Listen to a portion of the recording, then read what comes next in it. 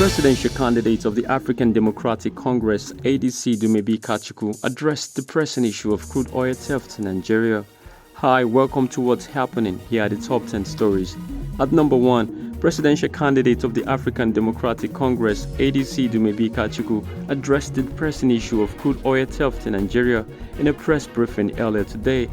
Kachuku highlighted the intensified efforts in combating this menace and the role of Tantita, a collaborating outfit in disrupting the organized cartel responsible for oil theft. He pressed for transparency and accountability, urging the identification and prosecution of individuals behind the criminal activities, including politicians and officials implicated in oil theft. At number 2, President Bola Tinubu has voiced his apprehension over the political turmoil in Gabon and the broader socio-political stability in the nation. Tinubu's response follows the recent takeover announcement by Gabonese military officers and the cancellation of an election that declared President Ali Bongo Ondimba as the winner. Ajuri Ngalale, the special advisor to the President on Media and Publicity, communicated Tinubu's position to State House correspondents. He highlighted the need to adhere to constitutional processes for resolving electoral disputes, emphasizing the significance of maintaining these principles across Africa. At number 3, the Medical and Dental Consultants Association of Nigeria, MDCN chapter of the Federal Capital Territory Administration, FCTA, has announced a 3-day warning strike. This decision is in response to retirement letters issued to non-permanent doctors on grade level 17 within the FCTA. The strike is scheduled to commence at midnight on Wednesday, as stated in a letter addressed to the Minister of the FCT, Yemson Wike. The letter, signed by the chairman of MDCN, Emmanuel Musa, and the Secretary General, Uko Ekaite, cites the failure to reach an amicable resolutions with the FCT establishment as the reason for the strike. At number 4, Governor Umar Bago of Niger State revealed that his administration is holding discussions with bandits in a bid to tackle the insecurity plague in the state.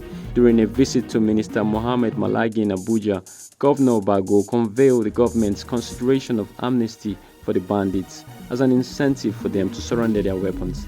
He clarified that the intent of this discussion is to find a peaceful solution to the security issues, emphasizing it's not a negotiation but a dialogue to encourage the bandits to renounce violence and reintegrate into society.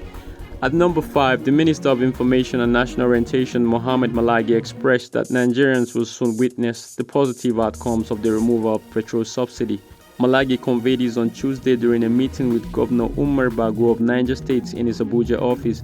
He highlighted that President Bola Tinubu's decision to eliminate petrol subsidy is aimed at benefiting the nation.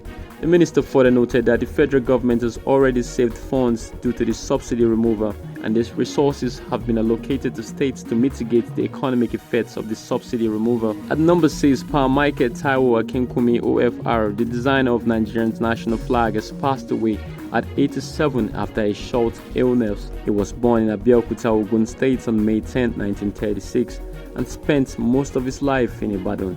Akinkumi began his career as a civil servant and later pursued agricultural engineering studies in Norway. In 1958, he submitted a design for the Nigerian flag competition in anticipation of the country's independence from British rule.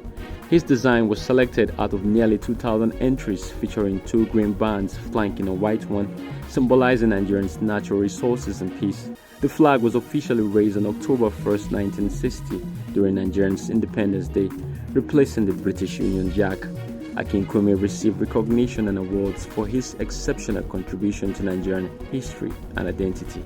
At number 7, the National Agency for Food and Drug Administration and Control, NAFDAC, has denied granting approval for the use of glucosamine, a local herb medicine, as a treatment for diabetes mellitus. The agency clarified that while glucosamine was initially listed for managing high blood sugar, it was not endorsed as a diabetes cure, according to a statement by Director General Mojisola Adeyeye.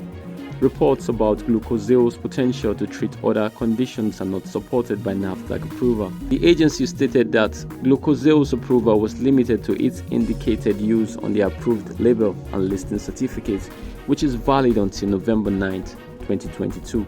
At number 8, the National Drugs Law Enforcement Agency has issued a cautionary message to Nigerian students, urging them to avoid the use of hard drugs as a means to improve their academic performance. Mohammed Ibrahim, the NDLEA commander for the Kwara Command, emphasized on Tuesday that the temporary benefits perceived from such drugs could result in lasting harm to the students. Ibrahim advised students to stand firm against any form of pressure that might push them towards drug abuse.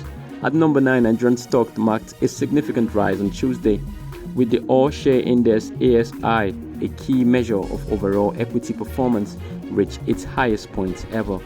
The ASI on the Nigerian Exchange Limited surged by 0.51% to reach 66,490.34 basis points, surpassing the previous day figure of 66,151.38. This new milestone not only exceeded the previous high of 66,371.2 basis points set over 15 years ago on March 5, 2008, but also reflected the growing strength of the market. The market capitalization also witnessed an impressive boost, closing at 39.69 trillion, a notable increase from Monday's figure of 36.21 trillion. At number 10, the Nigerian Football Federation (NFF) has confirmed the departure of Super Falcons coach Randy Waldrum following their Women's World Cup participation. The NFF has tasked its technical committee with finding a new management team for the team as they gear up for the Paris 2024 Olympics qualifiers. Tensions has risen before the World Cup, but the team's performance seems to ease disagreements. Speculations about Waldrum's contract arose after the championship. That's all for now. See you next time on What's Happening.